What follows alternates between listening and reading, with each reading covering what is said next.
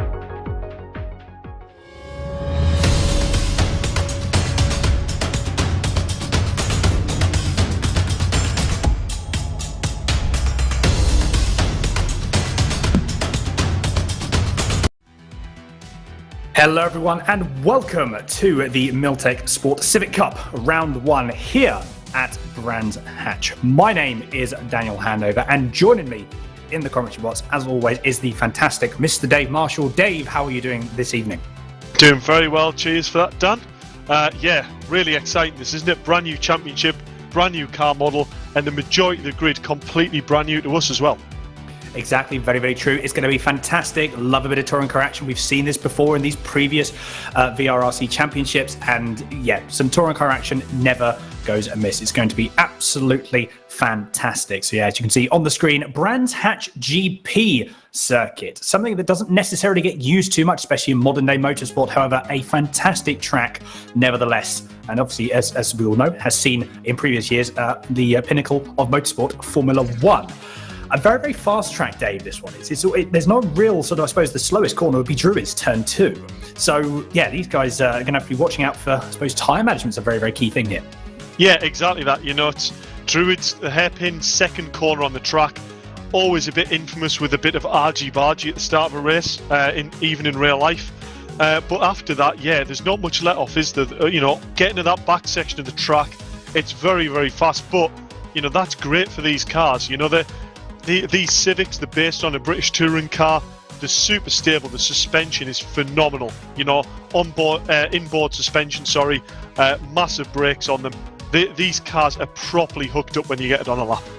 They are indeed. They are indeed. And yeah, I think we don't want to be fair. The Civic cars we're actually going to see in a moment. They're the older generation, but still, I mean, probably one of my favourite touring cars. They're really, really good fun to watch. And yeah, I've seen these cars actually race in real life. I've been to several touring car events, and they're fantastic to watch. So seeing over 15 of them out on track, especially at a track like this, is going to be fantastic. And as we can see here, this is the calendar. Okay, so if you do want to get involved, do head over to virtualrealityracingclub.co.uk, I believe it is, Dave, if you would like to enter. But we've got, like I said, a fantastic grid and hoping to see more moving forward.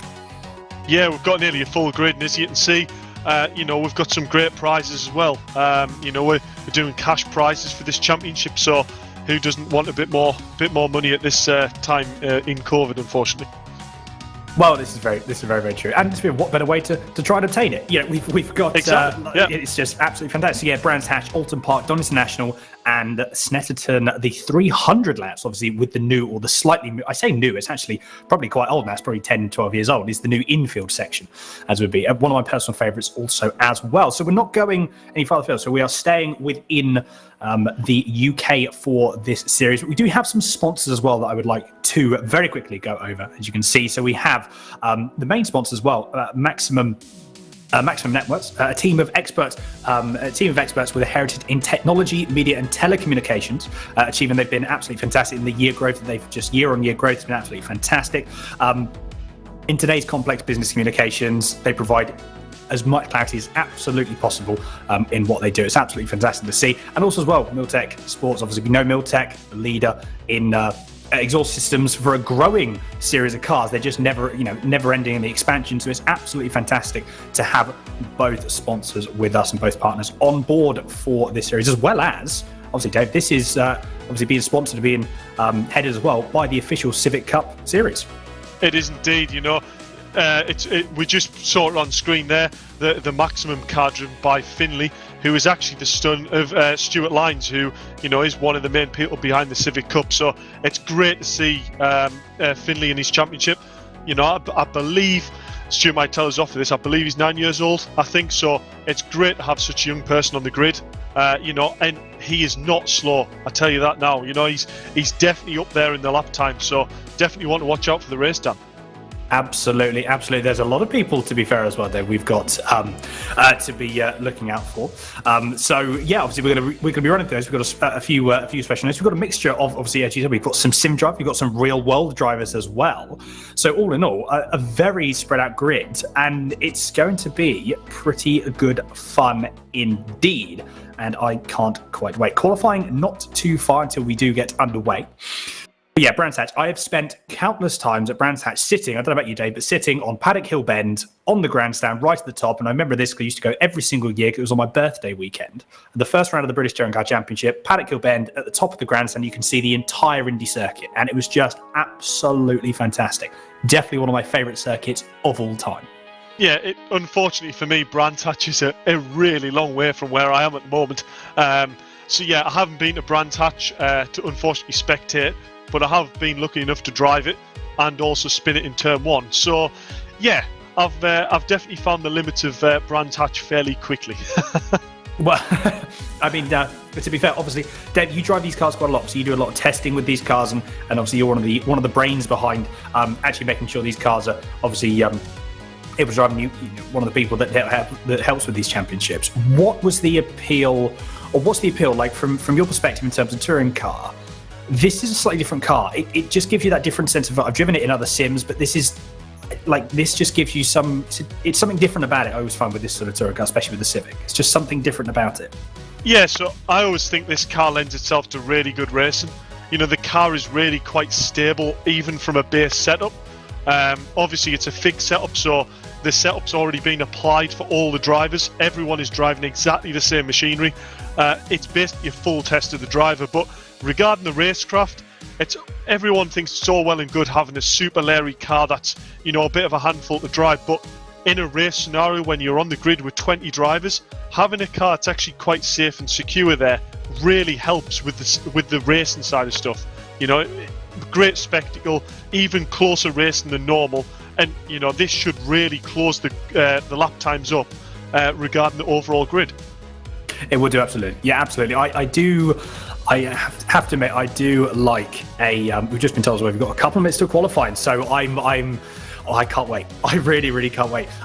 But yeah, it's something that this fixed series as well, I really enjoy, because that everyone is on the same playing field. Everyone's on a level playing field. It is simply who can perform the best out of that particular car on that particular day. It's another great thing about these sort of fixed one series and also fixed setup series, is it provides potential for people to maybe suit maybe one track better and suit another track better. You think a lot of these tracks are very different. You've got Snetterton as an example. You've got a really lot of tight sort of like medium to low speed corners in the infield section compared to Brands, where you've got obviously more medium speed corners. So different tracks, regardless of whether it's the same setup or not, do suit potentially different drivers, which is another, big thing, which is really going to shake the series up, I imagine. Yeah, I mean, for me, Brands Hatch is always one of them tracks where, to me, it's not as technical. It's all about just flat out having the commitment to turn in and the amount of speed you roll. As we see that back straight there where the bridge goes over on screen now, that right-hand corner that goes out behind the trees, that's top end of fifth gear in these cars. You're literally flat out down that straight, sixth gear, about 25% of throttle, downshift, and then straight back on it around the right. So what we're talking there, Dan, 120, 130 mile an hour. And I tell you what, when you bumper to bumper, that is really quick through there. I tell you what, I can imagine. I've driven the Indy circuit in real life. Done a couple of test days of the Indy circuit, and I think Paddock Hill Bend, that's scary enough, even obviously when the track falls away from you, but something like Hawthorne Bend, as you said, the end of the straight, you're doing 120, 130 miles an hour. That is, you've got to be committed. I think that's the word we're going to be using quite a lot in this championship, let alone just this race as well. Commitment is the key thing. And the other thing, Dan, as well, is drivers are really going to have to remember here, in the race, if they're a bumper to bumper, you've obviously got the difference in speed there, the slipstream. Going into that corner, it's that fast and they're probably that used to not following a car there. You go into there with that speed differential, and you know, we could really see drivers get caught out there with the difference in speed. Well, yeah, this is also as well, we spoke about this before, and we spoke about it in previous championships, is I suppose when you really look at it, is the overspeed that can be carried through into corners. So yeah, that's something absolutely drivers have got to watch out for. So at the end of the day, it's not just as simple as people think. It's much more than that. It's so much more than that. You've got to be so careful, because yeah, as you say, bumper to bumper, there's so many different things that can go. Also as well, you do lose a bit of aero at the front. These cars don't generate too much aero, but still aero nevertheless, that if you are behind someone, that does get removed, and that will go. So that is something that people do have to watch out for as we've got through. Just on board everyone for their outlap qualifying finally underway, with Kletzer currently on your screen now. Dave, we also do have a couple of obviously real world drivers, one of which obviously, as we just saw before, and he's actually just in front of Kletzer at the moment, is Senna Proctor. He is indeed. Basically Senna Proctor signed up, very late entry. I believe it was Saturday or Sunday he signed up for it. And he says, you know what, Dave, I fancy a bit of this. Fixed setup, slightly less stress on him regarding getting the car set up for an event. He tends to be a driver who likes to just turn up and just sort of drive it for the, you know, the talent that he actually has. And yeah, what better thing to jump in a touring car, a platform that he's very much used to. And yeah, he could be a real danger man for this championship. Absolutely. Well, obviously, first flying lap, as you can see going through there. Oh, that's a great camera shot. I love an onboard camera shot there. That's very cool as well. So we're going to be seeing a lot more of those as well. Mike Yao providing fantastic broadcast coverage as always. It's great to have him on board. I'm actually just noticed as well, and this is a really weird thing. It's such a small thing. It looks like he's got looks like there's been modeled a Stilo helmet as well, which I don't know why I've noticed that, but there we are. Yeah, I've got a soft spot. I've got a Stilo myself, so exactly you know, the same. The fact that you pointed out. But I'm going to put you on the spot here, Dan. Before any times go on the board, who is the driver that you reckon's going pole? Oh, Proctor. I'd put as a. You're putting Proctor on the line. I'd put Proctor on that purely because again, you think of the experience. Although actually, I'd even go so far as to go a top three. Right. Okay. I reckon the top three. So I'm going to go. That's really put myself. I'm going to go Proctor, Zelos, and Walters. I'm going to say Elliott, Proctor, Walters. There you go. Oh, there we go. Difference in the top three, but let's see what happens. Exactly. We haven't got too far. Look at that. Ryan Elliott's just put into P2 with Cook currently. Oh, look at that logo on there, the bright yellow logo. Oh, it's fantastic. It's nice to see.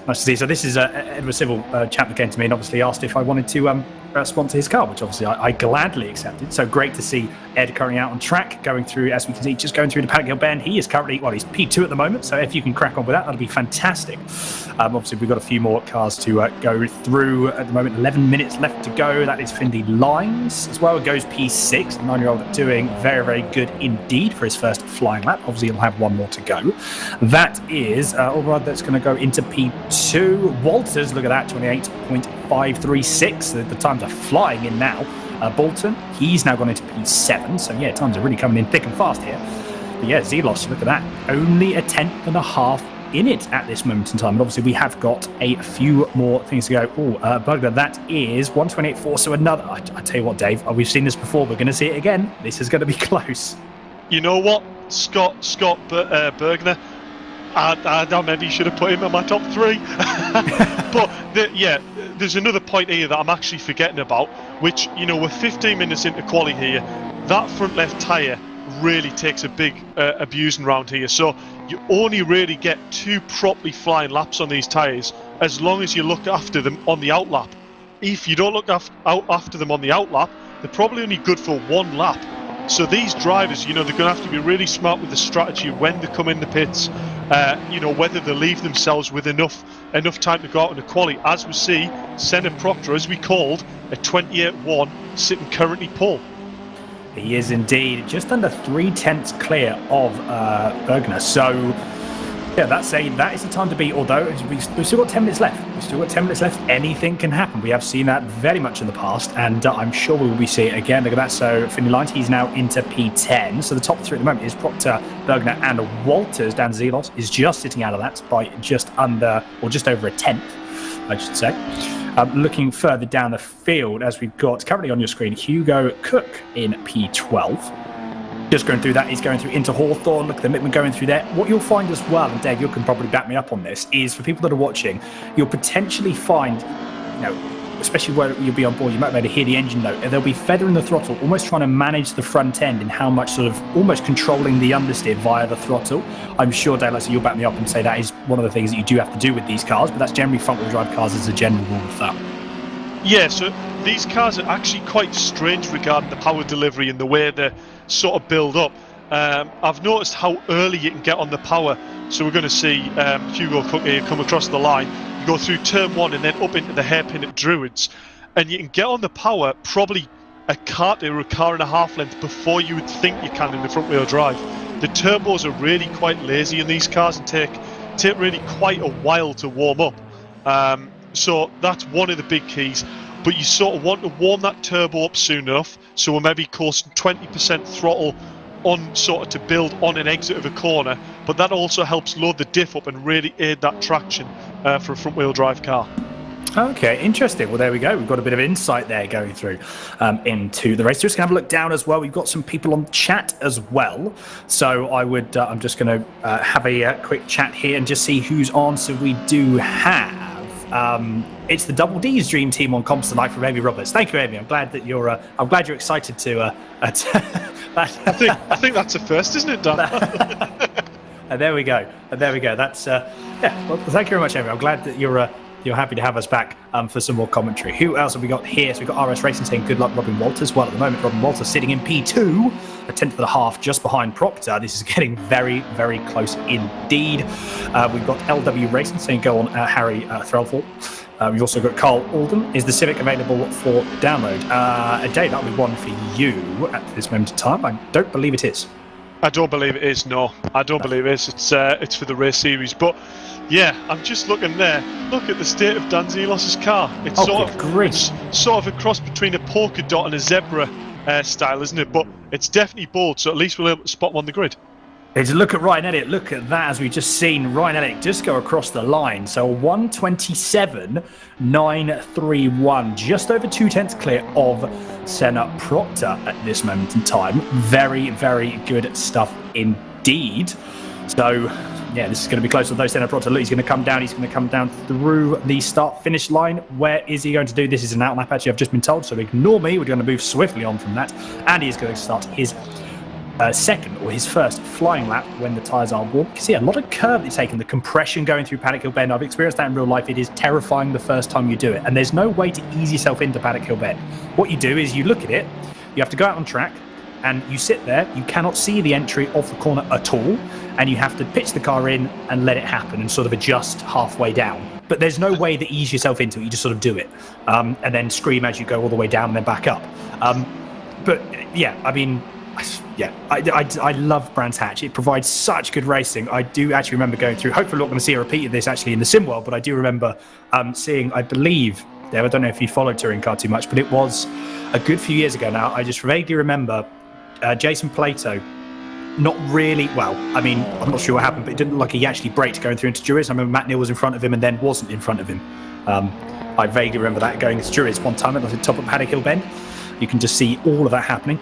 Yeah, that was one of my fondest memories for some reason of watching touring cars. I think it was like the first or second time I ever went. Yeah, I mean, I'm a massive fan of British touring cars, obviously, and even world touring cars. And yeah, seeing JP and Matt Neal wasn't exactly a unregular occurrence, was it not? So it didn't matter that was Brands. That could have been Snetterton, Croft, or wherever. There was always a bit of an on the way there. between them. Yeah, true. It could have been on the way there. We got Mick Sutton. He's going to go through on to another lap. So he goes up in P14 with a 130.113. Currently now on the board with Scott Byrne. Drops down a gear going through, and that is Westfield Bend. He's going to go through into Dingledale and then coming through Sheen's Curve. Pitches the car in, doesn't change down. So again, using probably the torque of what you've got available. With obviously they're a bit late in delivery, but you can probably use that to your advantage in some respects as well. Dropping down a gear. Actually, I think he was on a lap. So on a lap, warming his tyres up, ready for, because to be fair, what, 2/10? Less than 2/10, and then he's up into a podium position. So yeah, that's not a lot of time. And somewhere like here, I think, Dave, it's easy to make. To be fair, you can lose or gain time pretty much everywhere relatively easily. If you're committed, though, like I said, that's the main thing, is being committed. Yeah, so I'm gonna throw a little curveball here. So I found, especially on the back section, I was talking about the turbo takes quite a while to sort of warm up, if you like. It's got quite a lot of lag. Basically, if you commit the full throttle, but then left foot brake while keeping the throttle on, it keeps boost pressure, so that it gets the front end, takes the speed off. But as you're driving out the corner, you've still got 100% power. If you find a driver's coasting round and lifting off too much, by the time they get back on the power, they've lost, not quite half a tenth, but a little bit of that performance from the engine that you really need to get to extract absolutely everything out of the car. Interesting stuff. Interesting. To be fair, I've seen that before. I was with a chap that I raced with, Matt Richards. I was actually racing with him alongside his teammate in an MG touring car, and yeah, it was a very similar thing. You almost like want to use it to keep that boost up. So I didn't realise that was the same thing. Well, there we go. You learn something new every day.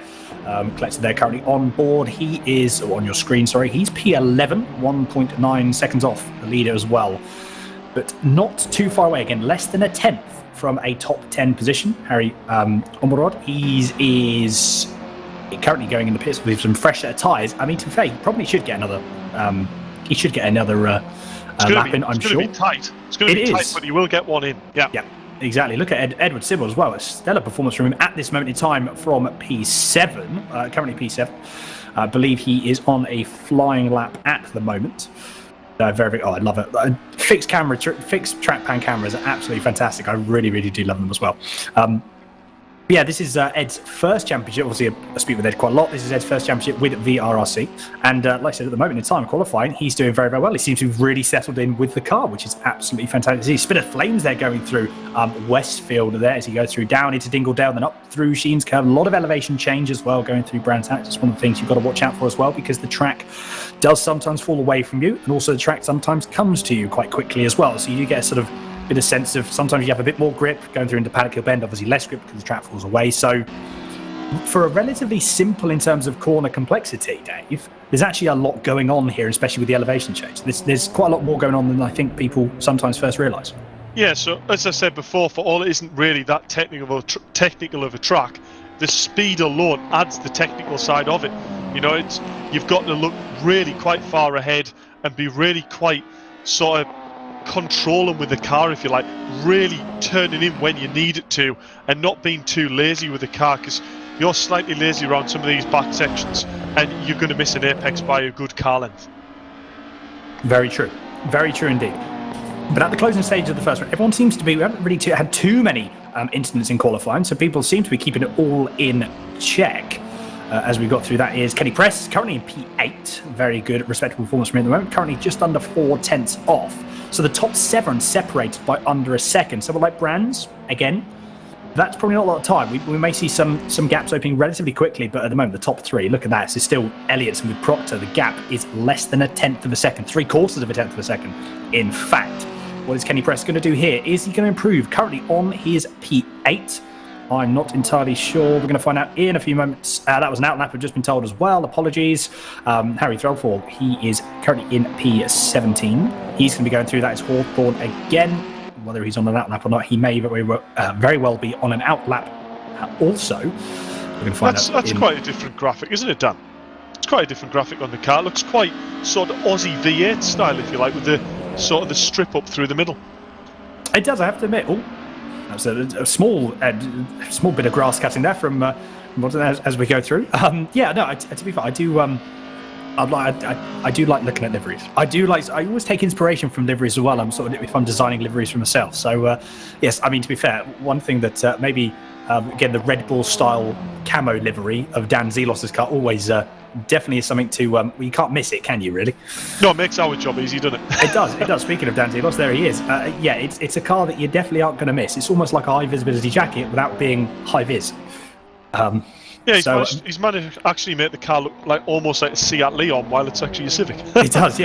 But to be fair, speaking of high visibility jackets, Robin Walters' car was definitely wearing one then, as we could see that. But qualifying has indeed finished. Oberon, he's just gone into P4, so Bergner, he's now dropped down to P5. What is Dan Zelos going to do? Because then this is it. Lap have ended. So that's Walters, so he's claimed P3 at this moment in time.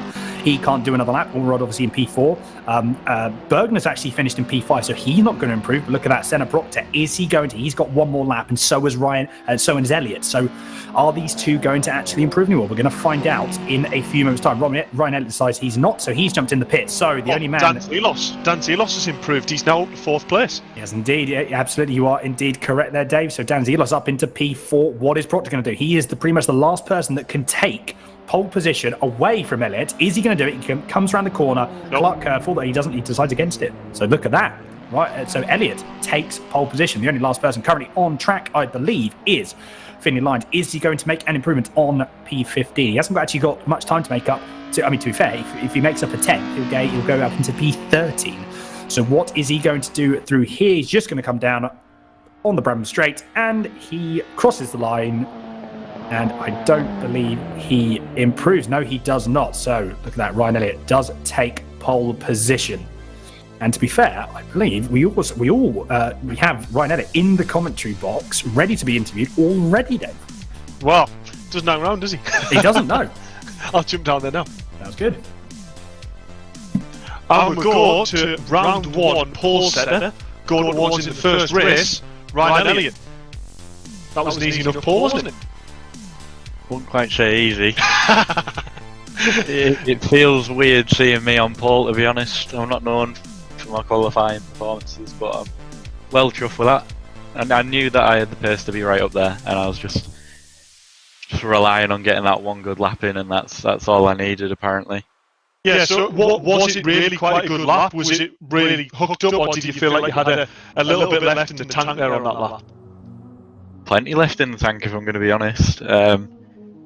Brands GP is known for being quite a technical, undulating track, so it was quite hard to put it all together. I mean, in my last 2 attempts, I could see a 10th in my delta, but just wasn't able to maximise it. But at least I got the pole. That's all I'm bothered about. Really good performance. Thanks to the boys from Mad for Mini for this. It's good to be at the top end again. So regarding the start of the race, that's really nice to hear. Regarding the start of the race, you've got Senna Proctor right hot on your heels. Tactics in race 1, are you planning to work with him, or do you reckon it's going to be a defensive drive from the start? Because Senna's sort of driving style, really. He's come from touring cars, and he's definitely not one for sitting back, is he? Yeah, and I know Senna has got the pace. He just didn't quite get the perfect lap. I mean, he's been the fastest guy today, really. So I just need to I'm going to try initially just focus on my own race, get through the first lap and see where I'm at. I don't want to just drive an entirely defensive race. It'd be good to work with him. I get along with Senna quite well. He's a good lad. I know he'll want to get his head down and have a good race with me. So just looking forward to it. It feels good to be setting off P1. Well, you deserved it, Ryan. You're on pole there. You've put the lap in. So good luck for race 1. I'll let you get your head down ready for the race. And good luck, and let's hope it goes okay. Thank you very much. Hopefully I'll be talking to you in 20 odd minutes time again. Hopefully so, Ryan. Cheers for that. There we go, Dan. Confident. He's on pole. He got the job done. He wants to be there at the end of the race, doesn't he?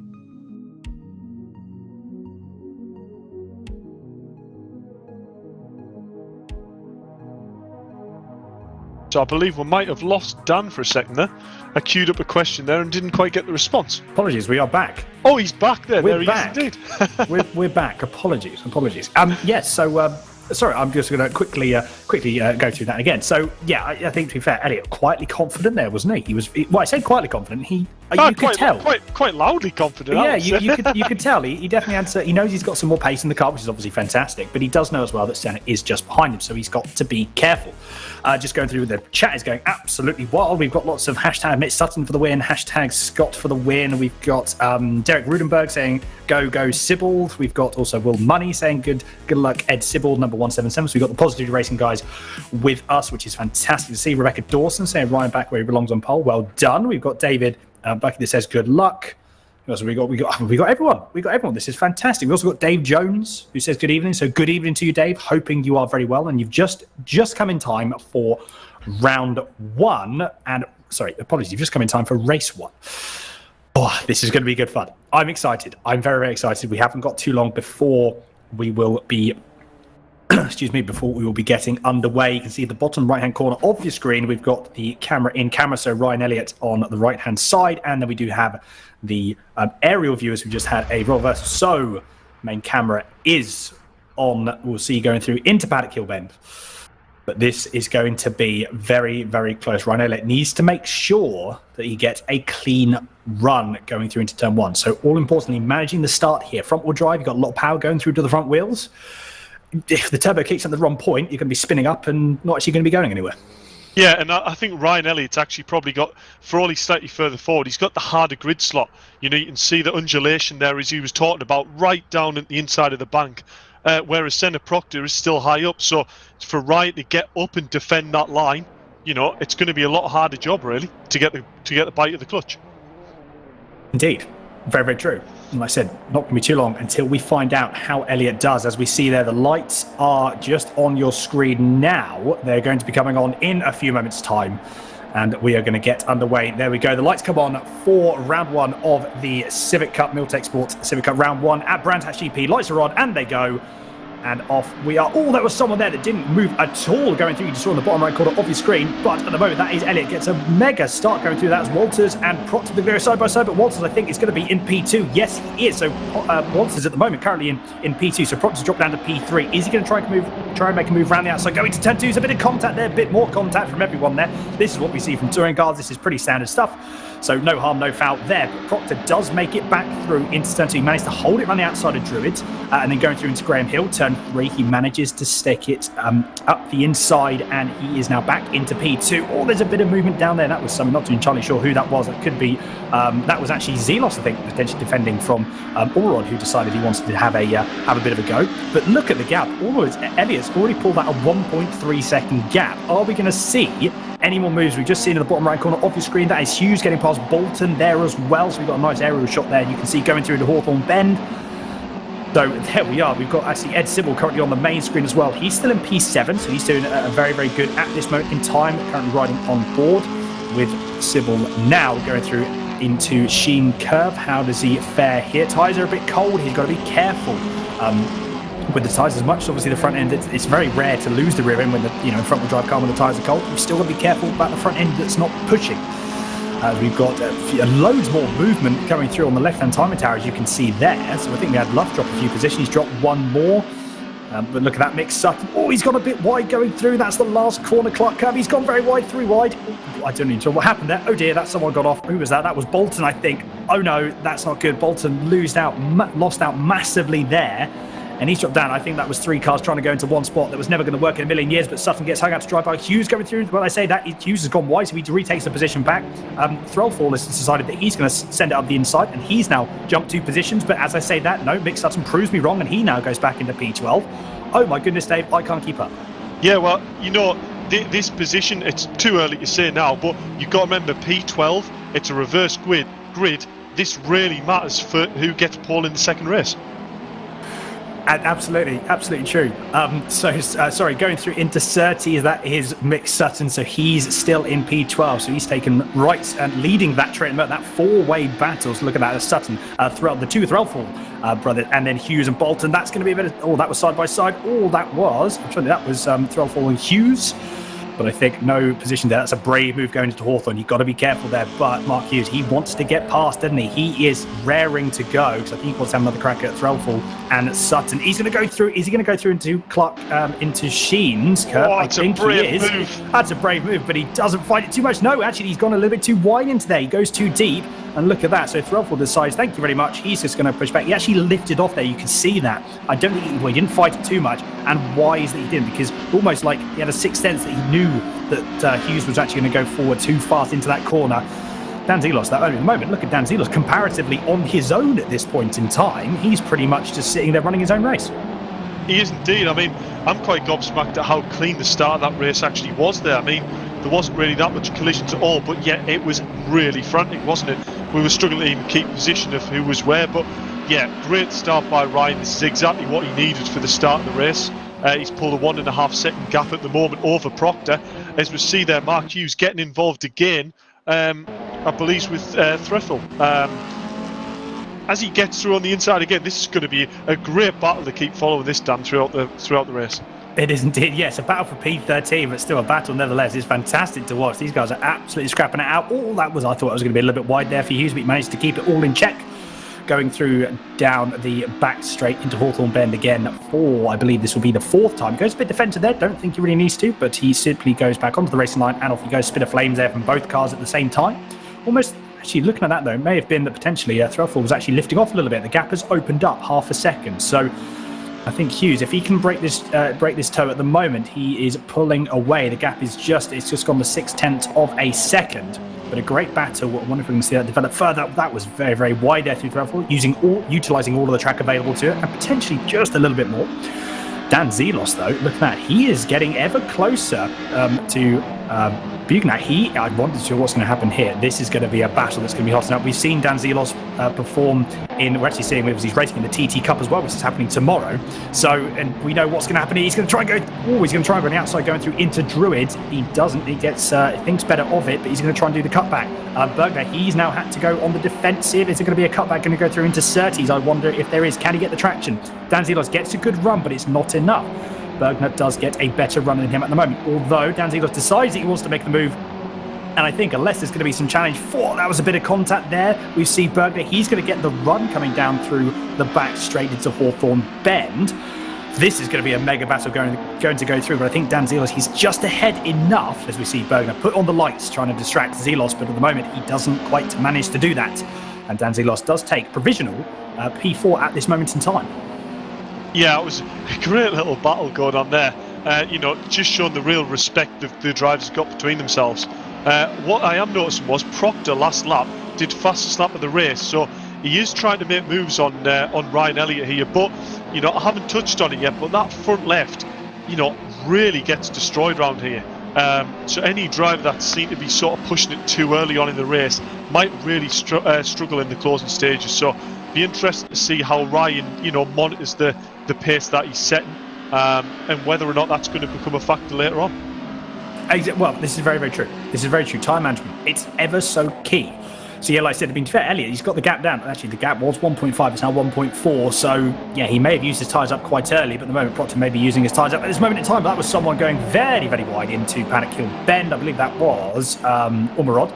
This is going to be a three-way battle as well. This is a three-way battle. We've got Umarod that's going to go, going to try and get past by Love. He doesn't quite manage it. So Mike Love, he stays behind at the moment. So Umarod still secures P8 at this moment in time, but he is being, at the moment, he's trying to harass Kletzer, trying to get past, but can't quite do it at the moment. So Matt Love does at the moment bide his time, I think, which is I think what Matt needs to do at this moment in time. He just needs to bide his time, let these guys battle out and see if he can just slip up the inside if a move is potentially made.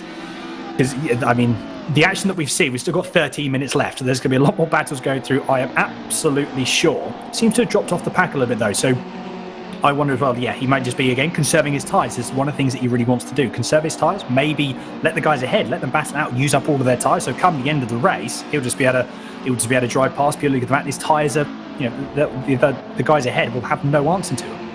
Yeah, so I think there's definitely something to be said for, at the start of the race, you got a little bit of nerves, you got a bit of jittery, you got the adrenaline going. You're not maybe driving the way you would normally drive when you're nice and relaxed. And when you're normally relaxed, you're normally a bit more a lot smoother with the wheel, a bit more flown on the track.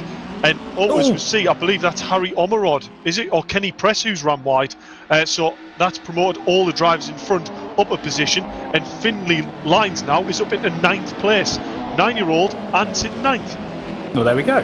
Well, like I said, a very respectable drive from Finley Lines. We've still got one race to go from him. So fantastic stuff to him, to see from him at this moment in time. Looking forward to see what the reverse grid race brings. If he finishes where he is, he'll be, I believe, P3, which is going to be fantastic to watch. But look at that, Matt Love, again, still biding his time from Omerod and Kletzer.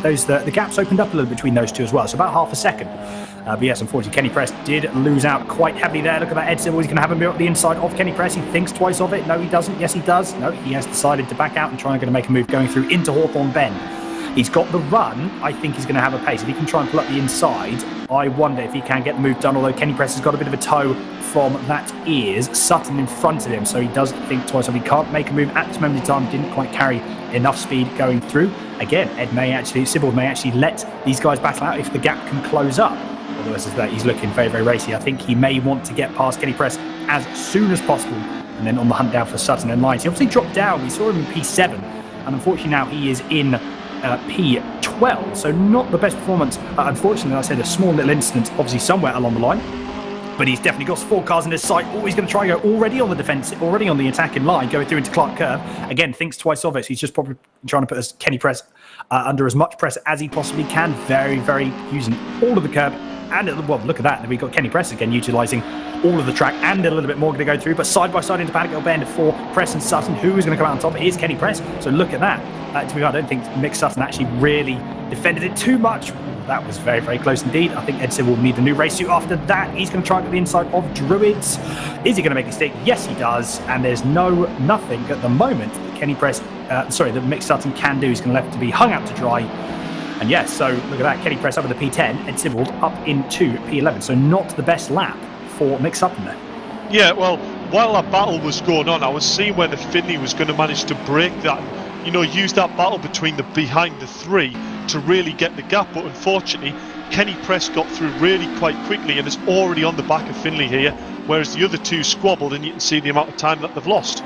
Oh, that was a very, very close move. Exactly as you say. So Press and Lines, these guys are really going to have a big battle at the moment. I thought that was going to be a move going through the Hawthorne Bend. That camera angle looked like it was going to be a move made. We go on the back, on the roof of the car facing rearward of Finley Lines here with Kenny Press and Ed Civil not too far behind. Mick Sutton unfortunately has dropped off the pack just a little bit, but again, as soon as these guys start battling, that's going to close right up.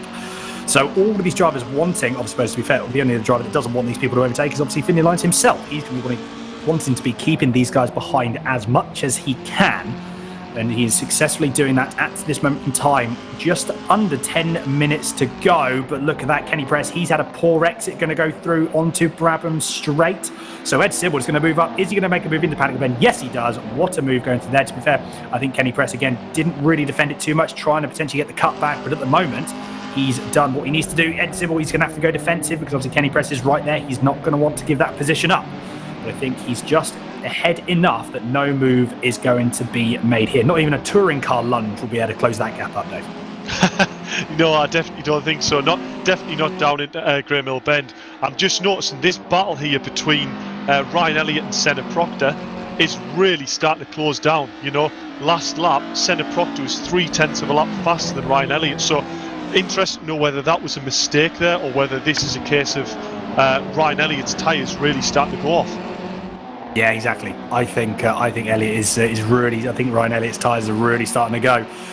But look at that back on with Ed Sybil. He's still in P10. He's hunted down Finley Line. So maybe as well, actually thinking about it, maybe Kenny Press let him by. He didn't really defend too much, saying, go on then, Ed. You have a crack at Finley Line. See if you can get past and he'll just follow him through. Who knows what these tactics these guys have. It's always worth the experimentation and giving stuff a go. But yeah, look at that Ed Sybil in P10. He's closing the gap up. So if you know, look at that Omerod. He's got past Kletzer. We've just seen on the screen a time and town on the left-hand side. You can see that. So the move has been made. So Omerod, he is now up into P6. Ed Sybil has actually got past Finley. Oh, I say he got past Finley Lines for a brief moment, then decides against it. He's going to try and do the cutback. He's going to try it, but I think Finley Lines, he's going to defend the inside off. Yes, he does. Bit of contact there as well. So Finley Lines driving in the middle of the track. pretty much where he needs to go. Oh, this is going to be so close. Ed Sibbald, he's been hung out to dry a little bit there. I thought it was actually going to be on the outside as well, but that was very close indeed. That definitely looked like there was some contact. Oh no, that was contact with Finney Lyons and Ed Sibbald. He manages to keep it. Look at that, well saved by Finney Lyons. Boot full of power, brings the car straight. Unfortunately, has lost out to Ed Sibbald. But yeah, Finney Lyons is now under pressure from Kenny Press, who's going to want to get through. So he's going to want to try and capitalise on that as much as he possibly can, but can't quite do it through Graham Hill Bend. Wow, that was, yes, Dave, that was an interesting 3 corners. That a lot of action happened there. It was massively, and I believe that was Matt Luff facing the wrong way out of Graham Hill Bend as well. So that, even though, you know, Finney lost that position, he's actually back up to 9th due to Matt dropping down. The thing I'm noticing here is, you know, Finney's actually, you know, he got a little bash there into Druids. I believe the other driver was probably enough up the inside to have the job done, and Finney just came across a little bit. But it's a really mature drive so far. You know, he came down to Graham Hill Bend after that huge collision and still showed great racing respect down at the Graham Hill Bend. So fair play. Yeah, absolutely. No, it's really good to see from Finney Lyons. But look at that, the battle raging on for the lead here. Proctor is on the back bumper of Elliott. Definitely something that Elliott did not want to see, especially with 6 minutes left plus 1 more lap. This is the key thing. So the all-important last lap could very well be the difference between first and second for both of these drivers. But picture in pictures, we've got on the bottom right corner of the screen a battle for the lead, Elliott and Proctor, with this is Sutton and Hughes going to go. Oh no, that was contact there. I mean, is he going to save it? He tries to save it. To be fair, Hughes, best of a bad situation there. That was a bit unfortunate. I think Sutton decided that a car, almost like the car was actually going to disappear. The move was obviously done. They were completely side by side. Yeah, I think Sutton may have just misjudged where he thought Hughes' car was. And unfortunately, Hughes, potentially with some irreparable damage, has unfortunately, by the looks of it, retired. Bit of a shame there. So the first retirement of this race with 5.5 minutes left to go. Yeah, I don't know whether Mick thought he was going to get back up the inside going into turn 1 there and try and get the undercut, but yeah, it was just a very miscalculated move, that, and I imagine Hughes will not be happy with that move at all. Not in the slightest. I would 100% agree with you there, Dave, but the battle as we go through here, Proctor still can't quite find a way past. Again, he could just be managing his tyres here. I wonder if he's going to try and save them up for the last 3 or 4 laps, but at the moment, whoa, that was very close. Elliott very early in the brakes. His tyres must be, I don't know, could his tyres be completely gone? He's having to brake what seems like very early indeed. So Proctor decided he's going to try around the outside. Is he going to get a cut back? No, at the moment he's still side by side with Elliott. Going to go through into Graham Hill Bend. He doesn't quite make the move. Bit sideways on the grass there. I say sideways, no, it's front wheel drive cars, Dan. Yeah, on the grass, both of these drivers utilising as they're driving these cars to 110%. But I think at the moment, the person on the back foot, it was Ryan Elliott as he goes a little bit wide, going through into Surtees on the back straight, trying to maximise, I suppose. May have been trying to do a bit of a cutback, square in the corner off a bit more, something you can do in front wheel drive cars to try and maximise the run going through down into Hawthorne Bend, but doesn't quite make the move. He actually, I think, yeah, he did. He was trying to square the corner off, to be fair, Dave, and it did pay off for him that particular lap. It did indeed. I mean, this battle is going to be really intense, isn't it? Senna is hungry for this win, and Ryan Elliott is as much. You know, Ryan won't want to throw this pole away, and you know, the gap he managed to open up at the start of the race, he'd be thinking, you know, I probably had that in the bag, and I don't know whether it's the tyres that's gone off or Senna's gone.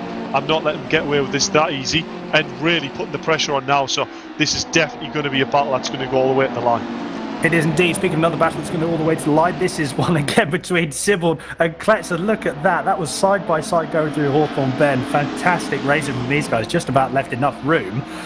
But I mean, there's just action absolutely everywhere. So yeah, look at that. Sibbald still can't quite get past Kletzer at this moment in time, but I'm sure he's not too far away. He's actually going to try and go through. That was going through into Sterling's, into the second to last corner, but still can't quite make a move past. Look at that. So Proctor still can't get past Elliott. So Elliott's driving a mega defensive race. Really good stuff from him at the moment. Obviously, yeah, at the moment, Elliott definitely on the back foot here because he is being obviously hunted down. So Proctor's sitting there just almost controlling the pace. He's almost driving Elliott to essentially just to drive faster, so using more of his tyres up. So he's definitely on the front foot here in these closing stages of the race. That's a car off. Not entirely sure who that was. That is actually Hughes still.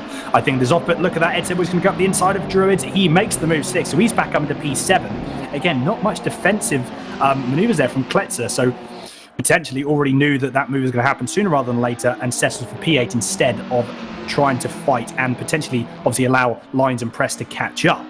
So potentially strategic there as well. Also with the reverse grid. So currently that's one more position for the reverse grid that Kletz will be on Sybil. So that's one thing also to watch out for.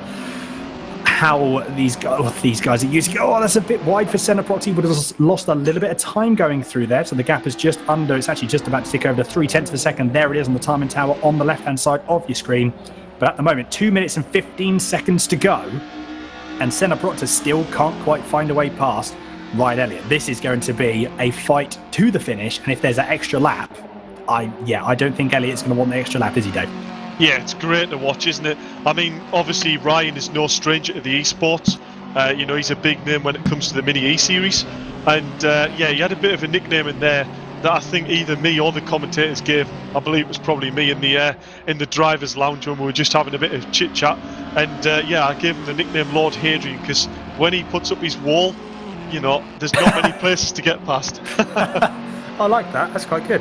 So, Lord Hadrian, are we going to call Elliott from now on? Well, to be fair, at the moment, he's doing exactly what he needs to do because, Proctor just can't quite find a way past. The gap has actually extended a little bit to 0.4, actually just under 0.5 of a second, as we can see there, and it's extending ever further. So maybe Elliott's found a little bit more pace, or again, what you might find as well, this is what some drivers do, both in real life and the sim, what you'll find is they may drop off a little bit and then almost allow the tyres to cool down a bit and then try and pull back up the pace. I mean, to be fair, he's timed it pretty much perfectly. Any later, and it may not have been beneficial. But he just backed off enough, and I think now he's going to try and come back. You can actually see the gap has already come down 0.1 of a second. So this could be the last chance that Proctor has, the last fight to the finish for race 1 of the Civic Cup here at Brands Hatch, brought to you by Civic Cup and Virtual Reality Racing Club. Both absolutely fantastic. This is going to be the move Proctor's going to make. He's going to try and go around the outside of Paddock Hill Bend. Doesn't quite make the move stick. Again, Elliott just putting his car exactly where it needs to be, but that's going to put him out of sorts. He's going to have to go defensive. Completely almost like deja vu here. So we're going to go through. Proctor going to try and go around the outside again. Can't quite make it. That was a bit of contact there again. Touring car style. We have seen that all the time before. We're going to see it yet again. I'm so sure this is not going to be the end of the contact that we have seen. Bit of run this race, and it's what we do like. But again, Elliott, that was very, very close indeed.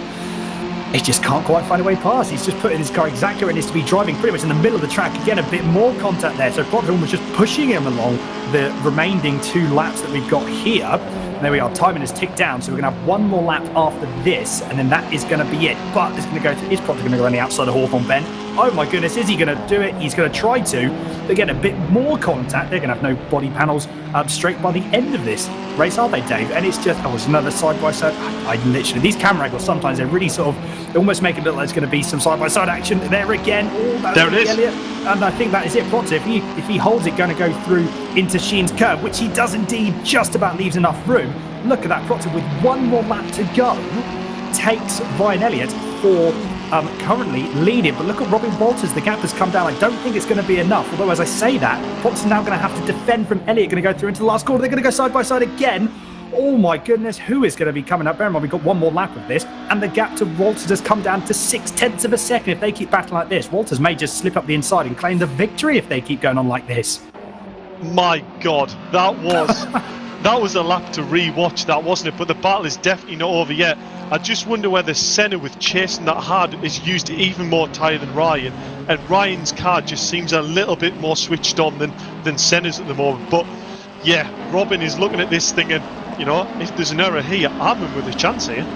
Absolutely. Well, look at that. Wallace just sitting there to you guys crack on. We've got to see the onboard shot on the right-hand corner of your screen, bottom right. Look at that. He's just sitting there going, you crack on, guys. I'm just going to sit here and wait for something to happen. I think, though, yes, potentially what you were saying there, I think we saw Proctor, he came back. He obviously got into position, so he did what he needed to do. He pulled back, allowed the car to cool down a bit, allowed the tyres to cool down, and then off he went again. But look at that, Elliott's just pulled that gap out to 0.6 of a second. So I think the one chance that Proctor had, he gave it a good go. But again, Elliott just decided, nope, not going to give up the position that easily. And obviously he is still in provisional. He's still in the race lead for the moment. Half a lap to go as we are on the final. As you can see, the top of your screen, right in between the other side of the race lane, you see the white flags. As you can see there, 1 more corner left to go. The gap has actually come down. It's 0.3 of a second. Is there going to be a drag race to the line? If Proctor can actually try and get a good run coming out of Clark Curve, is there going to be? Now, I don't think there is, but we're not too sure. Anything can happen yet. The gap's come down to 0.2 of a second. Is it going to be a drag race to the line? It's going to be close, but not close enough. And look at that, Ryan Elliott takes race 1 victory here for the Civic Cup. Oh my goodness, look at that. So Elliott first, Proctor second, Walters third, Dan Zelos in fourth, again running pretty much his own race for the majority of it. Oh my goodness, look at that. Ormerod, he's going to come home in P6 on his own, on his lonesome again, and for the latter half of this race. Kenny Press has actually taken Finney Lyons, who looks like he may have had a bit of an off. Oh no, Finney Lyons, look at that, he's dropping down the order. He's just gone from 9th to 11th, so that's promoted Press and Sutton up. Oh no, oh dear, that looks to be coming out of, I think that might be Westfield. I think that potentially is Westfield that he looks to have spun off on. What a shame. That's not good at all. Not good at all. But oh my goodness, I can't wait. That's just, I literally can barely breathe. Well, if I'm honest, I'm gutted for Finley. I really hope that wasn't a car-to-car collision. And to be fair, I also hope that wasn't just him losing control, because, he did a great job to get up inside that top 10 from the off. So, yeah, it's a shame to see him in the wall, but what a drive that was. Yeah, absolutely. No, absolutely.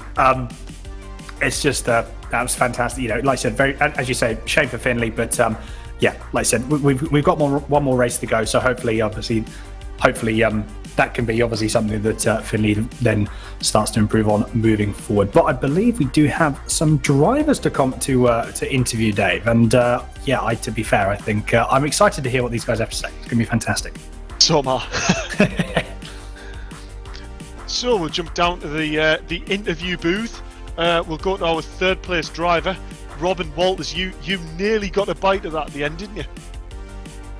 Yeah, it was looking that way. I think that's kind of what I was hoping for throughout the race. Really, I was urging Senna to catch Ryan, because I think it's the only way I had any chance to get anything better than third. So yeah, they got a bit racy at the end, so caught up, but yeah, just couldn't really do anything. Too far back. Yeah, I mean, regarding the start, obviously it was a good start for you. It looked relatively clean. Would you say that, or were you a bit sort of like, I wish I'd made a bit more progress? Or the start was good, considering it was the first ever start. 0 practice starts, so yeah, that went quite well. Managed to get up the inside of Senna, but yeah, held on really tight all the way around, sort of first, second, third corner where he had the inside. So yeah, I had to sort of relinquish the position at that point. But yeah, it was a good start, and hope to replicate that in the next race. Oh, good. Well, great race in race 1, and good luck going into race 2. Dave. And we'll go on to our second place finisher, but only just Senna Proctor. Dear me, you nearly had it, and then it was slipped away by Ryan again, wasn't it? Yeah, something like that. I mean, Robin was really fair with me the first couple of corners. He gave me plenty of space, so thanks to him for that. Yeah, I didn't want to pressure Ryan too early because I knew we were getting away, so we cracked on, and then I started really to attack him the last couple of laps, and I felt quicker. And then just as we came into the yellow flag area, his nose was ahead, so I had to relinquish the position and set up for second, but we'll see what we can do this race. Yeah, it's unfortunate. I believe it was a car stuck in the gravel on turn 1 was why there was the yellow flag there, which it's a shame that got involved in the race. But before then, go back and have a watch of that, boys, because that put a smile on my face. I'm sure it was a good battle to be on board. Yeah, no, it was good fun. I was really starting to apply the pressure. I was looking after my tyres, and then once it was just maybe one more lap would have been okay, but it was just really once I got close enough to work out where Ryan was weak, and the only place was the last corner leading into the yellow flag zone, so there was never really an opportunity, but I'll see if I can get my own back on him this race. That's good to hear you said it. Good luck for race 2. We'll talk to you after, hopefully. And on to our first place finisher, Ryan Elliott. You put it on pole, you got the job done, a win in the first race, but Senna didn't make it easy for you, did he? Got a bit close towards the end, didn't I? I think I really need to improve my race pace. I haven't had an awful lot of time to test this car, so I haven't managed to do a race run, and it's all good being able to do it in quali, but I think Senna's race pace was well above mine. But like I say, I just managed to hold on, and I was lucky. I mean, Senna absolutely great battle with him. He was fair all the way through, and he understood. Obviously, it was a yellow flag zone, and I was in front. Takes a proper race at, give away that position, even though it was for the lead. But yeah, just really happy with how it went. It's definitely a race you want as a driver, isn't it? Where there's two really good, fair drivers that you're battling hard against. It's what you race for, isn't it? Really. So, any tactics going into race 2? I mean, obviously Senna's quick. Are you going to work with him to try and get through the pack, or are you going to try and get past Senna to keep the advantage? Well, the aim is to work with him. I got a cheeky little message on Facebook before the race from him saying to work together, go forward. So hopefully we'll just do the same again. I mean, there's no reason why we shouldn't. I think we'll be able to get right back to the front. Good lad. Should be able to crack on. But massive thank you to Mad for Mini Motorsport as always, getting me here. Best team about. Mega. Cheers for that, Ryan, and well done in race 1. And I'll let you get your head down for race 2. Thank you. No bot. And there we go, Dan. Three fair, happy boys there. The racing standards were really good, and I could tell them were definitely grinning during that battle, weren't they? Oh, 100%. Yeah, that was fantastic. Like I said, from our perspective as well, it was just, fair play to Mike for keeping up with what was going on. There was a lot of action there. So, that's been, some really, really good camera angles and everything. It's just fantastic. And yeah, we've got another race to go with a reverse grid of all things as well. The top 12 being reversed. So we do have, as you can see, I'm just trying to think of the rundown we're going to see in but a few moments' time. Yeah, Ryan Elliott all the way down in P12, but obviously the grid reversed from that position. So this is going to spy things. If people thought there was action for this first race, wait till you see the second one. Because this is going to be something to watch. I can't wait. But the lights are on for round 2 here of the Milltek Sport Civic Cup. We're just about to get another way. Lights are on and away we go. That's a bit of a slow start there going through. I'm trying to think who that was on the inside. That's going to be, I'm trying to think as well. That is Harry as well going through. Oh, that's a very, very even start there. No bit of contact. They both save it. Oh my goodness, fair play. How on earth did they both save that? Not too sure, but that was both the Treffel brothers. They are going to go. Oh wow, this is so close. A bit more contact there as well. That was definitely no love lost between the two Treffel brothers there. That's Mick Sutton just got off out of the exile of Druids. That's very, very unlucky to go through there. But side by side as well again for Harry. Oh my goodness, this is just action upon action upon action. But unfortunately, that is Harry Treffel that has definitely lost out to Dan Zelos as well. He's going to go up the inside. He's now into 4th already. That's Omrod that he's going to go through. So the other, so that's Treffel as well. Currently in P3. That was a car off. I'm not too sure what that was. That was Proctor. It was Proctor. Proctor's gone off. That's definitely a safety car. That's okay. There we go. So you've heard it here first, everyone. You've heard it in first. The safety car has indeed been deployed. So we go 3 wide. That was a bit further back there. 3 wide. I'm not too sure how they're going to make it through there. Do they all make it through? No, they don't. That was someone off. I'm not entirely sure. But the safety car's been deployed. So we can see. Wow, that was Omrod that's going to go sideways. Chap, safety car's been deployed. You need to back the pace off a little bit. Whoa, dear. That was something to behold. That was something definitely to wow. So we're going to have Dave. Obviously, he's just popped off. He's going to be going through and doing the safety car honours. So we're probably going to. Well, we've just been told. Dave, can you actually hear us? No. Well, actually, no. I think we've just had a quick tried to have a chat with Dave because he might obviously be doing safety car honours, but maybe able to hear us as well. But I don't think he will. So no, that's fine. No problem at all. So we're going to go back on to Scott Bergner. He's gone into the pits. Not entirely sure why. Obviously, there's no sprint. There's no pit stops mandatory. But I wonder if he has to go in to repair some repair some damage as much as he can. Look at loads of drivers coming into the pits. I wonder if they're actually taking. Oh, this could be interesting. I wonder if they're actually maybe going on trying to get some more tyres potentially. I mean, obviously they've probably got some damage to repair, but I wonder if they are going to be repairing or trying to repair some of the damage as well as take cars. Look at that, Dave Marshall. Look at that with a high visibility jacket of all cars on the Civic as well for the safety car, doing a stellar job. Hopefully he doesn't go too wide and run off. I wonder if he can't hear me, but yeah, I hope there's no commentator's curse for the safety car. That wouldn't be very good, would it? I'd just like to say, while we've got this safety car as well, big thank you as well to everyone that's been. Big thank you to all the sponsors that we've got as well. It's been absolutely fantastic to have them coming forward and actually moving forward with this championship. It's going to be fantastic and can't wait to see more of them. So we've obviously got Milltek Sport as well, leading performance for performance exhaust, growing range of vehicles. Anything that you need for an exhausted team. Milltek are the people to go, as well as Maximum. Excuse me. We've got Maximum as well that is sponsoring us as well and sponsoring this series. Okay, so anything to do with technology, with everything you need, business communications, you name it, those guys are the people to go for. We've just been told as well, unfortunately, we've just had a bit of people are saying as well, Dave Marshall for the win. At the moment, Dave Marshall is currently winning. You are correct, on track position at least, but we just had a bit of a lag. I'm not entirely sure what happened there. We just had some lag. It seems to be all okay at the moment, but that was Omerod that's gone through. So yes, Omerod is, I'd say unfortunately, but Omerod is obviously not unfortunate at all for him. He's loving life, so he's now inherited the lead due to the lag. I'm trying to see what car that was, but at the moment, off we go. So Omerod is going to try and get the jump. He already has gone, and he has now... Well, the race is gone. The race is already gone. Look at that. We've got Sibbald up into P4, but Ryan Elliott is going to try and make the move. Going to go around the outside of Paddock Kilben. Is he going to try and do it? No, he thinks twice of it. Going to go through. He's going to get the cutback going through into Druid. He already makes the move stick. So Ed Sibbald going a little bit wide. So he's now got up. He's dropped down into P5. So yeah, look at that. Elliott's gone from G12. Wow, there's a bit of contact there. That was Zelos going to go through into Threlfall. I'm not too sure what Omerod is doing, but he's driving particularly what it seems to be a rear-wheel drive, front-wheel drive car, which I don't understand how that works, but there we are.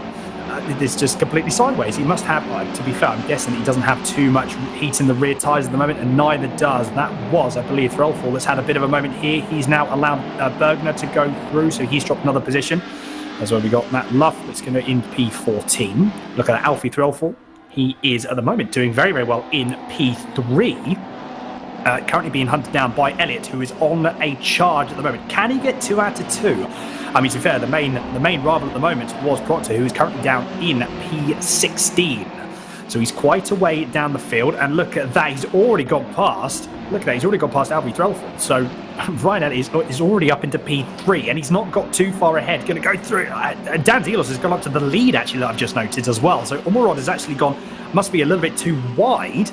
So Omerod is going to try and come back. Is he going to make the move stick? He's going to do for the cutback going through into the last corner down the Brabham Straight. I think, though. Oh, no, a little bit more lag. This could be potentially what we have seen before. A little bit more lag there for Omerod. Apologies for that on the screen at the moment.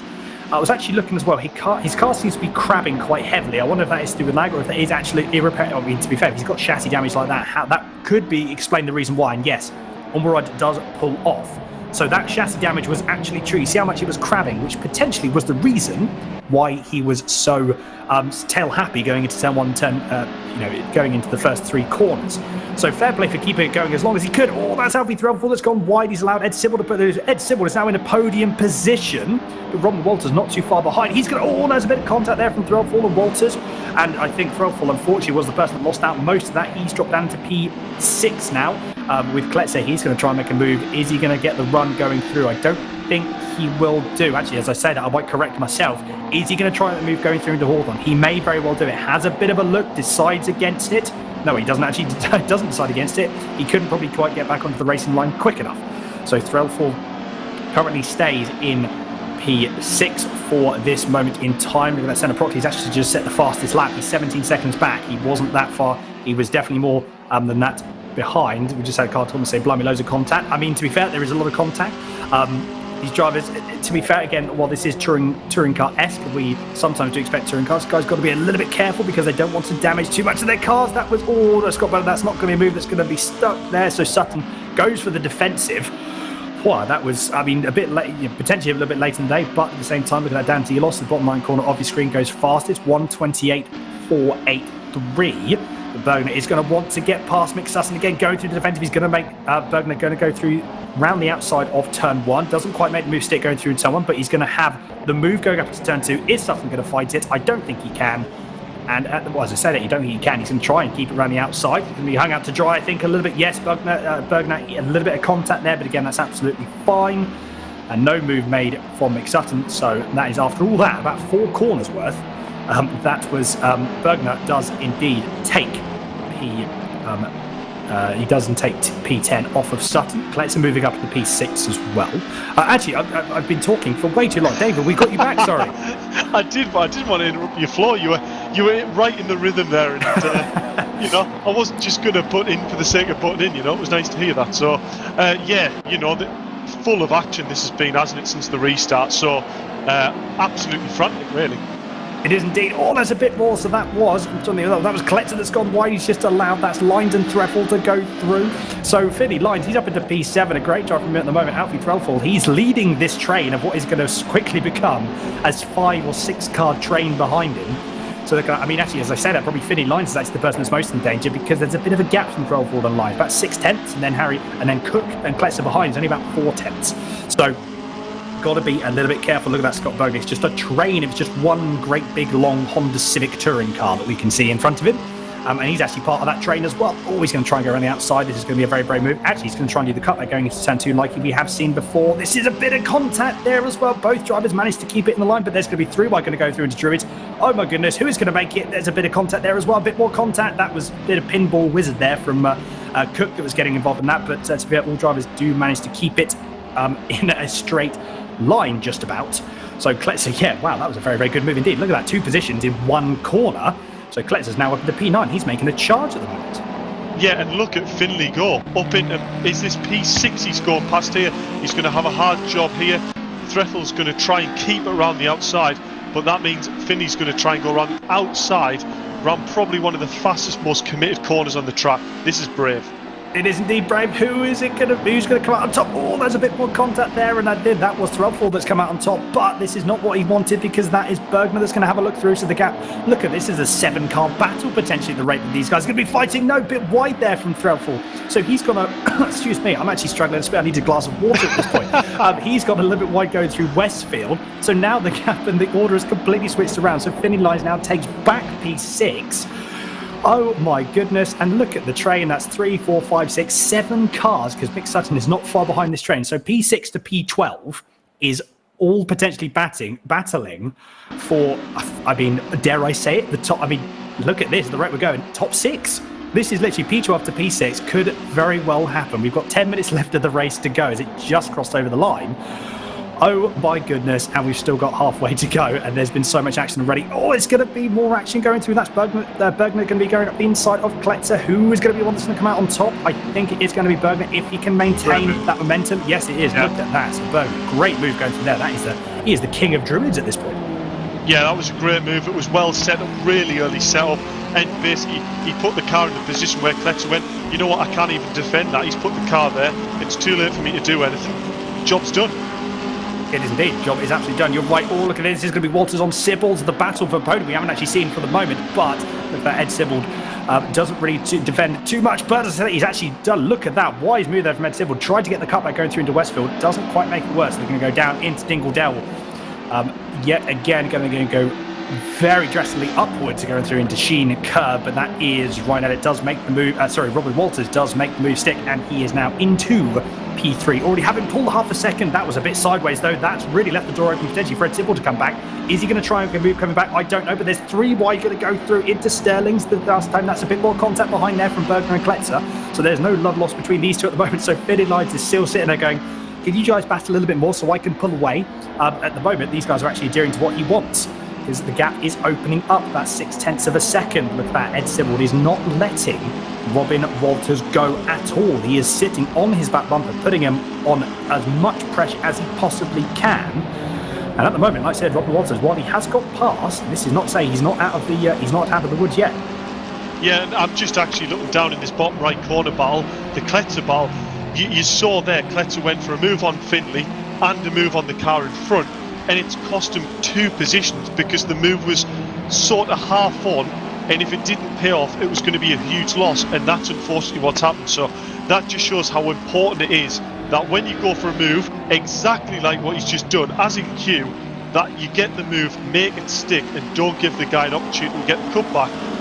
On Q, there's Cook trying to get now the cutback, and it's going to put around the outside. So this is not ideal for Kletzer. You know, he needs to try and get these moves where it's impossible for the guy to get a move back on him. Exactly. So yeah, as you said, Dave, Cook was proving you wrong there. Both drivers are proving you wrong, actually. Exactly. As you go, they can both hear you. You've obviously got live feeds into the comms box. Oh, that's a little bit. Oh dear, no, that's a bit wide from Kletzer. That was some more contact between Kletzer and Cook. That's not what we want to see.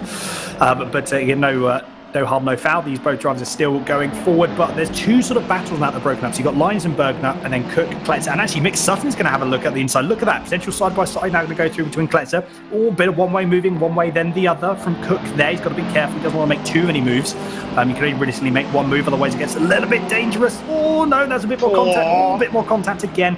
How these guys will keep it in a straight line, I have no idea. I know we're talking about touring cars with contact, but this is getting very, very dicey indeed. But all drivers, again, still managing to keep it in a straight line. So look at that. So Mick Sutton has now got past Kletzer. He's actually got past Cook as well. What a move going through there. Mick Sutton going to go through up into P8 now for these guys. Oh, a bit more contact. That's Lyons and Bergner. So Bergner has gone through. Oh, no, that's very, very close indeed. But they both managed. These guys are making some absolutely incredible saves. Oh, yeah, so look at that. So you've got now, Bergner has got through, and he has got past Lyons. The gap is now already 8/10 of a second. Oh dear, this is getting very, very dicey indeed. Look at that, Cook trying to go through. Look at Kletzer, he's gone, thank you very much, and he's now at the inside, and that's going to be some more. How are these guys? There's just enough space exactly for these cars that these drivers are leaving, and no more at all. Oh, that's going to be Cook. He's going to go up the inside. Look, what a move through there. He's going to try with the inside of Hawthorne. I think he's done it. Oh no, that's going to be Kletzer that's gone off. Oh dear, that was Kletzer that's gone off going through into Hawthorne, but that's now allowed. Who is that that's gone up the inside of everyone? That's Luff. Matt Luff has just decided that he's had enough. He wants to get a piece of this action, so he's now up into P8. That happened instantaneously. That was a great move. That was like, all the drivers in front are battling, and he just comes through with about 20 miles an hour more speed up the inside of all of them, and job's done. But yeah, what I was talking about there about Bergner and Lyons. Sort of, we've seen Bergner looking at his lap times. He's got a little bit more speed than Finley. So Finley there really needed to work with Bergner to get through and keep driving forward. Otherwise, he'll get caught by the pack behind if they battle too hard. So hopefully things will sort themselves out. Hopefully Finley can get his head down, not look in his mirror too much, and just go forward, because this pack is now fair riled up. They're hungry and they're not going to take any prisoners. They're not. That is very, very true indeed. So yes, at the moment, to be fair, it all has opened up just a little now. So everyone's got a bit of breathing room, which is nice. So look at that. You've got Lyons, Luff, Sutton, Cook. It's all around the same, sort of like, well, you've got Sutton, the gap 7/10, then 6/10, then 5/10. Look at Dan Zelos, though. He is just checked out at this point. We haven't seen much track time. We haven't seen much screen time. To be fair, we don't need to. He's just running his own race at this point. Under 5 minutes left on the clock. Yeah, this battle, it's amazing, isn't it, how this battle was, probably for 5, 6, 7 laps was just absolutely door to door.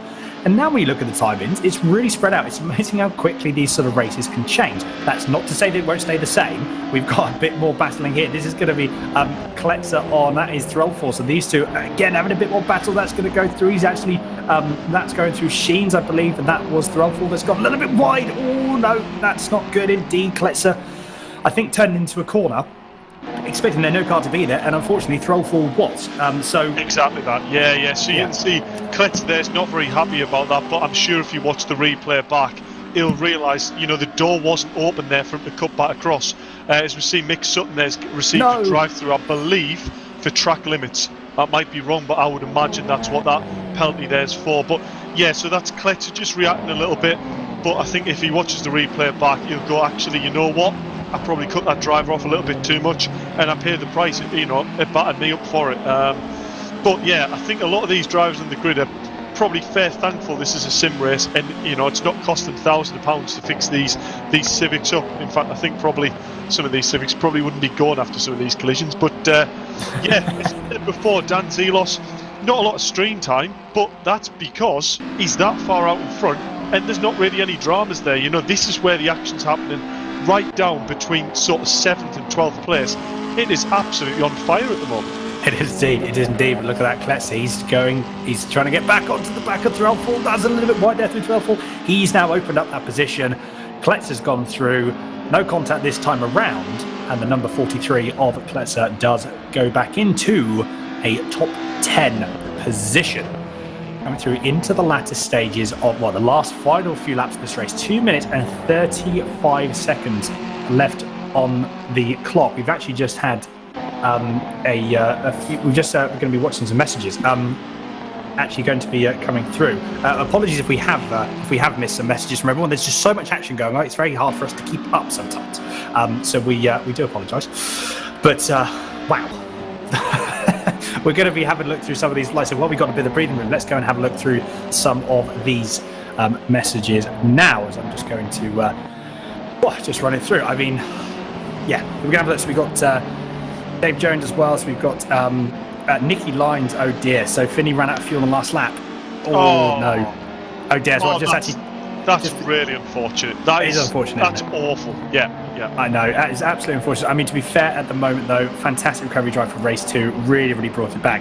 And also, as well, Nicky Lines said he is so upset he has sacked his mechanic and Dad Stewart lines. So there we go. What a great character.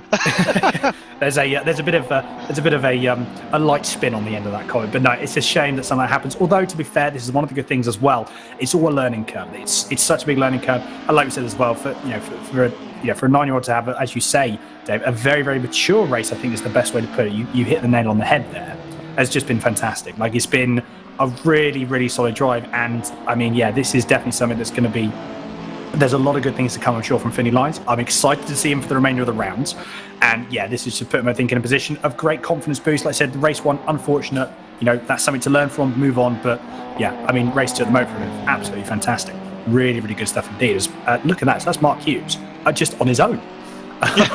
he's just a track there, man. He is. He's just on a tester. That's all he's doing. He's hot lapping at this point in time. To be fair, he's hot lapping in 5th. I mean, to be fair, I wouldn't mind hot lapping in 5th position at the moment. He's just running his own race. He's probably oblivious to what has been happening behind him, because obviously he's just running his own race. This battle is actually hotting up. So we've got Matt Luff and Finney Lines in the closing stages of this race. I'm actually intrigued to see where Dan Zelos is on track. What is he going to do? Is there going to be one more lap after this, or is there going to be 2? Because this is the thing, obviously, depending on when Dan Zelos comes across the line. That was a bit wide there from Finney Lines, going to go through into Surtees. He does manage to keep it all in check. I believe, this is going to be the last lap. One more lap after this, and then that is it. And Dan Zelos, if he can keep it going for this lap, he is going to take what is a dominant victory for race 2 of this Civic Cup here. So at the moment, Matt Luff can't quite find a way past Finney Lines. When with one more lap to go, Finney needs to do what he needs to do. Oh no, that was a bit, I think, to be fair, Matt Luff was not expecting Finney Lines just to check up as much as he did going through. That was Westfield, I believe, going to go through just after Hawthorne Bend. Just have a look at the track map. It was indeed. So yeah, unfortunate there, but Finney Lines could be maybe slightly offline. Wasn't expecting to trouble off as much speed as he did. Bit unfortunate there. That was a really strange collision. That was almost as if Finney's tyres have properly gone off the wall, and he's having to slow the car down that much to get around the corners. And Matt Luff's tyres, maybe you've just looked after them a bit more, and his apex speed is a hell of a lot higher. Indeed. But we've just had confirmation that this is the last lap. Look at that side by side. That's from Cook and Kletzer. And look at that, Kletzer now gets back into, or gets up into P8. So a good recovery drive, all things considered, from Kletzer at this moment in time on the last lap. Look at that, Dan Ziller, he's going to go through into Dingledale through for the finals. I love saying Dingledale. What a corner name, isn't it? What a corner name. Wait till Snetterton, we got the bomb hole. It's fantastic. I love British corner names. It's brilliant. Going through into Stirling's for the final time. One more corner to go, and then Dan Zelos does take the race win for round 2. He's already celebrated. Look at that. I tell you what, that is some commitment, isn't it? That he is very, very. To be fair, it wasn't over, but to be fair, I think it now is. Look at that. Dan Zelos does take race 2 victory for the Civic Cup here at Brands Hatch for round 1. Ryan Elliott does take P2, with Robin Walters taking P3. So very good performances from from all 3 of those drivers. Look at that, Ed Sybil, what a stellar performance, taking P4. Go on, Ed. Good stuff indeed. Absolutely fantastic. I'm sure we'll be catching up with him after this stream has finished. Mark Hughes does take P5 with Bergner in P6. A couple of seconds behind, as you can see. Going through now, Scott Bergner does take P6. Finney Lines, look at that. A great performance. A recovery drive, I think, definitely for round 1. I'm hoping that has definitely made up from his small little mishap in round 1. So look at that. Finney Lines takes P7. Kletzer in 8th. Cook in, that will be 9th, with Luff in 10th. Threlfall just about to come across the line in a few moments' time in 11th. Sutton 12th at this moment in time. and that is Bolton and Proctor. Went up to P14. I mean, to be fair, with the laps that I saw from Proctor, very, very good stuff. It's just unfortunate what happened at the start. But yeah, to be fair, you can see just got one more corner to go, and then he will be. And I believe he's actually one of the. He is indeed. He's the last person, I believe, currently out on track. Everyone else behind is in the pits. So look at that. Senna Proctor does come across the line in P14. With fastest lap as well. So there is an extra point, to be fair. He's crawled an extra point back, but that's not a race that, you know, Proctor will particularly want to remember. But it's only the start of the season. There's a long way to go yet, and you know, you've seen how varied the grid can be. Absolutely. Like I said, we all know this was going to be close, but we do have some drivers in the commentary box to interview today. I'll let you have a quick chat with everyone, and then we'll have to wrap up. Yeah, no problem. So we'll jump down into the interview booth, and it was another third position for the big yellow taxi. Robin, quite quiet race there towards the end. How dare you call it a big yellow taxi? Cutting edge of design. Yeah, poor start actually. So I thought I was going to be in for a really tough race. But to be fair, as soon as Ryan got past me and I just stuck to his bumper, he would just carve the path where I managed to get past a few people just before the safety car was called into 7th. And sort of from there, just slowly clawed my way forwards and had a good race with Edward, I think it was. So yeah, not a bad result in the end. Yeah, I mean, you came into this saying, you didn't have that much of an expectation, or you didn't know what to expect, and you hadn't had that much track time in the car. So to come away from a night with two third places, it's a great start to your championship. Yeah, it is, and you're right, I wasn't expecting much. Even towards the end, I was catching Ryan a little bit, but the pessimist in me tells me that he was having a problem or he was coasting. I couldn't possibly be catching Ryan, so yeah, I wasn't expecting much. Well, it's great to hear you from you, Robin, and fantastic start to the season. So hopefully that continues going into round 2 for you. Thanks, Dave. And we'll go on to our P2 guy. Yeah, another quite a quiet performance, Ryan, but not at the start. It wasn't, was it? As we hear from Robin there. I'm going to fill Robin with a bit of confidence. I was genuinely just slow, so he was doing a really good job, and he was properly catching me. Yeah. Good race overall. I mean, you can't be disappointed with a P2 from 12th really, but just a little bit of damage, like just couldn't get the car working like I did in the first one. I mean, I was 4/10 off what I was doing race pace in the first one. Yeah, I mean, I was actually going to ask you that. It's obviously the first race of the championship. How much does damage impact it? I mean, you're saying it's cost you 0.4 of a second, but is that in turning or straight line performance, or a little bit of both? Or honestly, just that tiny little bit of front end. Like when me and Senna were doing some race runs together, just messing about earlier, we noticed that these cars take quite heavy damage with quite a light tap. So when we were under the safety car and when we got back going, the current leader at the time was sort of lagging backwards and forwards and made contact with my car. So even though I didn't necessarily hit anybody, he hit me, caused the damage, and that's the only thing I can think of. But either way, I'm not here to make excuses. Dan drove a brilliant race. I'd like to think that our old karting team boss would be proud of us both right now, sitting 1-2 on the podium. So overall, quite happy with that. And I mean, I can assume I've come out with a championship lead, absolutely over the moon. Yeah, provisionally championship lead out of round 1, and as I said to Robin, it's another great start to championship for yourself. So good luck going into round 2, and we'll catch you up with you then, Ryan. Yeah, spot on. Thank you very much, guys. And on to our top spot, Dan Zelos. Were you expecting that? I was expecting the pun, Dave. Definitely. I knew that was coming somewhere. First of all, I think we've got to put a massive shout out to VRRC. They've made an amazing championship that's, feeling really realistic as well. I mean, I've raced front-wheel drive cars in real life now for quite a few years, and for example, the damage, like Ryan mentioned, very realistic. You can race very closely to each other, just like in Tin Top Championships, at the top of the UK ladder. And again, the car really kind of goes off. Like, the car can change so much from the start of the race to the end. There's a lot more understeer end of the race, and you can kind of play a little bit with brake bias and things like that to make the car turn in. And you're always thinking when you go around the corners, how can I make this a little bit quicker? And you've got to almost adapt your driving style a little bit to keep the pace in the car. And I really enjoyed that race, and I'm really glad to have beat Ryan, because I knew he'd never let me beat it down if he dominated me all weekend. So I'm very happy for that. No, it was a great start, and it's great to hear the feedback that it really is representative of real life, because I think sometimes it's too easy to get the cars in sim racing where they've got one pace and you keep lapping them lap after lap and they don't really change. So to have a car that you actually have to have a bit of racecraft with and sort of find the limit of the car and race it amongst a pack is really good to hear, especially from a driver with your sort of credentials and what you've driven. So that's great to hear. And we don't see a zebra car, more of a polka dot car for this event, but it makes you very easy to spot, and maybe we should consider that for your real life car. I don't know if my sponsors would be so sure about that. I think it might put a few people off that are in front of me, though. That's maybe why I was able to get through the pack a little bit better. It might have made a little bit of a blur, but Rich put the livery together for me, and yeah, it's definitely eye-catching, that's for sure. Maybe it's going to be a trend in the future championships. Well, it's great to hear you, Fumin Dan, and a fantastic start to the championship.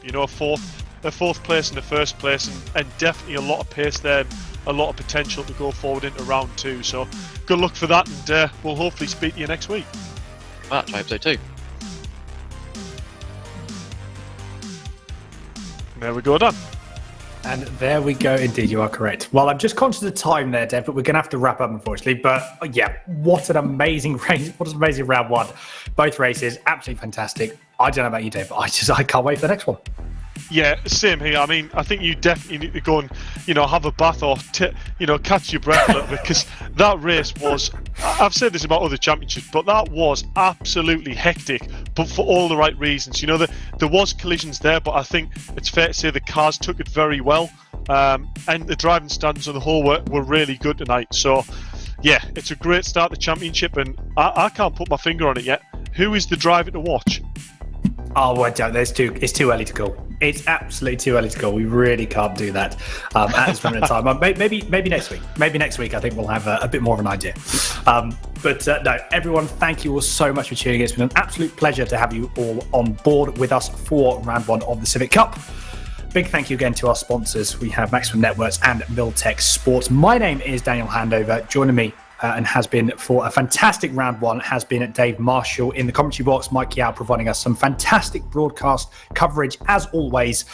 But yes, I cannot wait to get involved. If you would like to get involved as well, make sure you do head to virtualrealityracingclub.co.uk, I believe it is, Dave, to get involved with the more championships, the Discord server as well.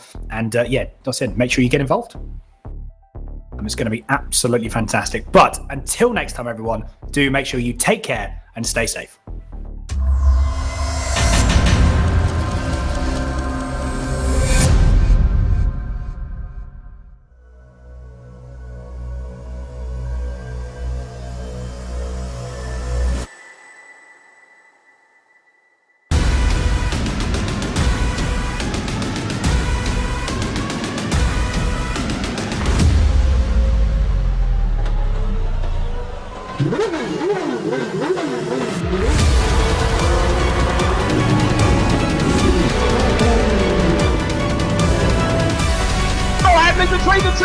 The insider coats. Barker gets too heavily involved. And that's Whitehead and Coates.